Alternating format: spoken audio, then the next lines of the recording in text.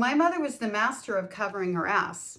And your comment reminded me in another comment that I made another video for with the hair cutting situation, with my mother taking away my identity and actually making me look like a little boy, which I never really thought about as that was more as intentional now as it actually was.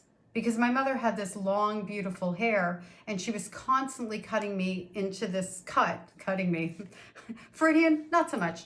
She did try to drop me out of a 2-story window. But anyway, she was constantly cutting my hair and telling people, I thought she was telling me, but now I'm looking back, she wasn't telling me. She was telling people like in the family, my grandmother, like I lived with my grandparents. She would come pick me up and chop off all my hair. I'd come back with the hair that was now to my would have been to my shoulders when she picked me up would now be like here.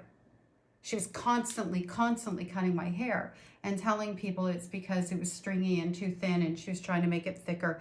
Being a good mom who I didn't live with and barely saw, and when I did, I fell out of a 2-story window.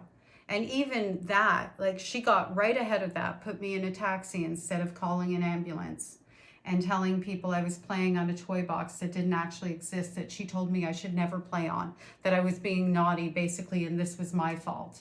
And so then the family liar was born maybe about a year before that. I must have been saying things about her non-care of me or something, I don't know.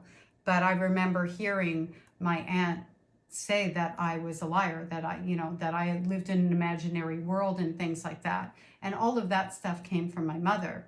And then I became the family joke. Oh, she was trying to fly. And then it became trying to fly like Supergirl. And people would actually ask me, what were you trying to do? Try to fly? Ha ha ha. I'm, a 5-6-year-old kid whose mother just tried to unalive her by dropping her out of a 2-story window. And I know nobody's going to believe me.